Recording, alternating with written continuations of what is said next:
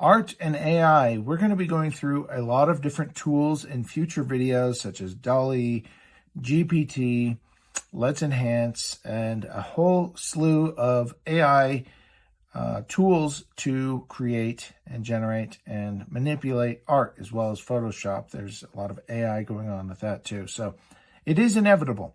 I've heard multiple times that AI isn't going to take your job. Somebody using AI will. One of the most obvious areas that has been affected drastically by AI is art. And so I want to talk about the ethics of it, but also where it's going and what the future is for artists. Now, I know some very talented, very prolific artists, well known, that hate it, absolutely hate it, and others that have embraced it. Maybe reluctantly, but they have embraced AI as a tool in creating art. And I say creating art. But I would say that the artists that have artistic talent more now take on the role of artistic director than directly involved. But if you look at history, many artists through time have had apprentices to do the work that they didn't want to do. They created the vision, and then their apprentices filled out the parts of the paintings or engravings that they themselves did not want to do. So they would do the face or the difficult work and then give the rest to their apprentices. Now, with AI, it's not much different, but we are going to see a big dichotomy in the art world. There's going to be industrial art, and then there will be artisan art. And it is the artisan art, the original painting by man, the original pieces of work that are entirely man-made, that will have a significant premium. If you look at the cobbler industry, the shoemaker industry, the art of restoring shoes. There used to be many cobblers in the United States, and now there are very, very few throughout the world compared to what there were. There were thousands of them in the United States. And I remember as a kid, shoe repair stores. It wasn't until I lived in Italy for a number of years that I just rediscovered, oh yeah, people have shoes repaired.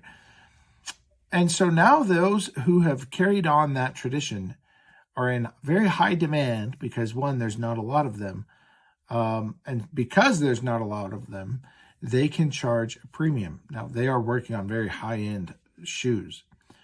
But I think the same is going to be happening in the art world, where if you have somebody who has true artistic talent and they do it the hard old school way, they will be able to charge very high premiums for that work. Whereas if you want an image that can be easily created in digital form, and there are some very sophisticated ways of printing now to where you'll have the texture printed on the print as well as the ink and dye or whatever is being used, that can be extremely convincing that it is an original piece of work.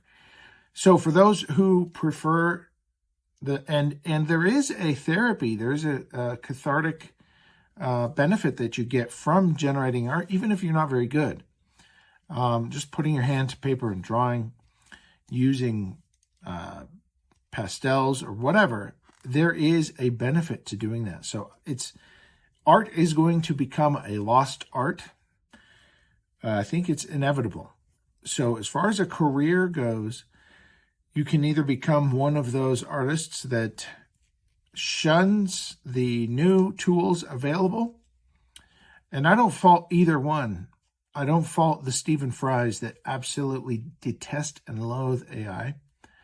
And I don't fault the artist who dedicated his life to learning the techniques that are now obsolete when doing any form of business or industrial or anything that would be mass produced.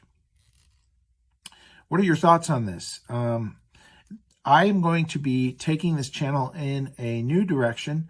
Most of the videos have been tech related, but now we're going to be moving a lot more heavily into AI and how AI affects every aspect. So we are going to be spending a lot of time initially on art generation with AI, different tools that are available, the ethics that are involved, and all that discussion. I'm looking forward to it. And if you want to join me in this, I invite you. And let me know if you have any specific questions or thoughts in the comments. But I will be addressing this from all kinds of perspectives.